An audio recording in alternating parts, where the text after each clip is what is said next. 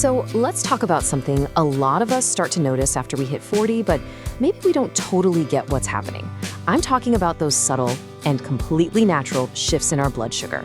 We're going to get into what that really means for how you feel day in and day out. You know the feeling, right? That sudden wave of exhaustion that just crashes over you in the afternoon?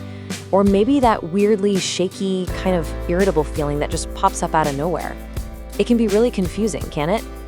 Well, first things first, you are absolutely not alone in this. This is such a common experience. And honestly, just understanding what's going on inside your body is the first and most powerful step you can take to feeling a whole lot better. All right, so let's start right there with those feelings. In this first part, let's just name them. Let's talk about the specific signs your body might be sending you when your blood sugar is doing its little dance.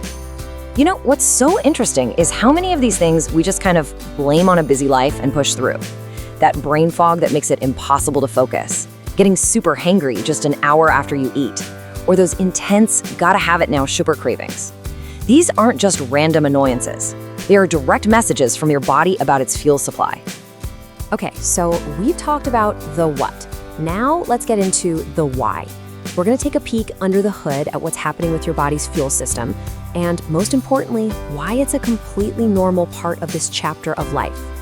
First up, what in the world is blood sugar anyway? Well, in the simplest terms, it's glucose. And you can just think of it like premium gasoline for your body. It is the fuel that powers literally everything you do, from thinking a new thought to just walking up the stairs. It is absolutely essential. But here's the thing. Just having gas in the tank isn't enough, right? You need a way to get it to the engine. That is insulin's job. It acts like a key that unlocks your body's cells, letting all that awesome glucose energy move from your bloodstream to where it's actually needed. Which, of course, brings us to the big question. If we have this brilliant system all set up, why does managing this whole fuel situation seem to get, well, a little more complicated as we get older? And here we have it. It's not just one thing. It's a bunch of subtle, natural shifts happening all at once. For one, our cells can get a little less sensitive to that insulin key. We also naturally start to lose a bit of muscle mass. And here's the kicker, muscle is a huge sugar eater. So less muscle means more sugar just kind of hangs out in the blood. Throw in a slower metabolism and all those lovely hormonal shifts, and you can see how it all adds up. And the difference this balance makes, I mean, it is literally night and day.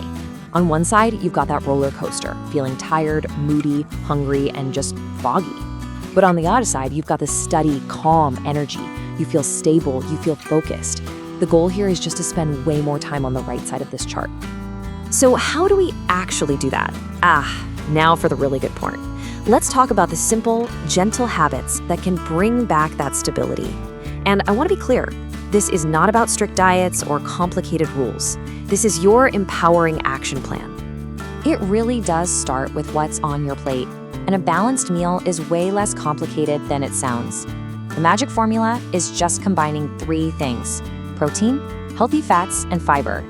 That trio works together to slow way down how fast sugar gets released into your bloodstream.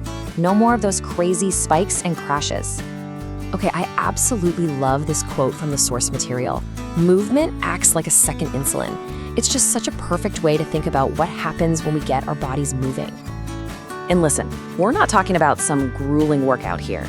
A simple, enjoyable 10 or 15-minute walk right after you eat, it actually helps your muscles suck that glucose right out of your bloodstream. It's like a freebie, no extra insulin needed. It's really that simple. Now for a piece of the puzzle we often overlook, stress. When we're stressed out all the time, our body pumps out this hormone called cortisol. Its job is basically to get us ready for a fight by dumping a bunch of sugar into our blood for quick energy, which is great if you're running from a tiger, not so great when you're just stuck in traffic.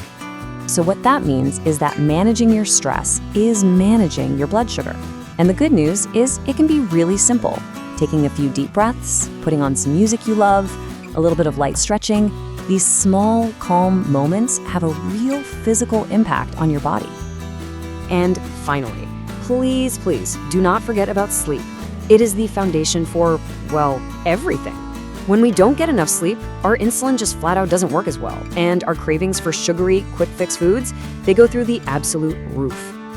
Okay, let's wrap this all up with a little empowerment checklist. We're going to recap the key takeaways and talk about how to know when it might be smart to get a little extra support. Now look, while those day-to-day fluctuations are normal, it's also smart to pay attention to symptoms that just don't go away. If you find you're thirsty all the time, or dealing with fatigue you just can't shake, or you notice things like blurry vision, those are definitely signals worth bringing up with your doctor. And that's really the core message here. The point of knowing all this isn't to make you worried or anxious. It's about being informed. Because knowing your body and understanding its signals, that is the ultimate form of empowerment. So here it is, your gentle habit checklist. It's pretty simple, right?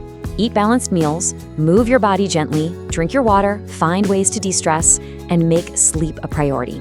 These aren't rules, they're your tools for feeling amazing. And let's end on this because it is so important to remember this. Your body is not failing, it is changing.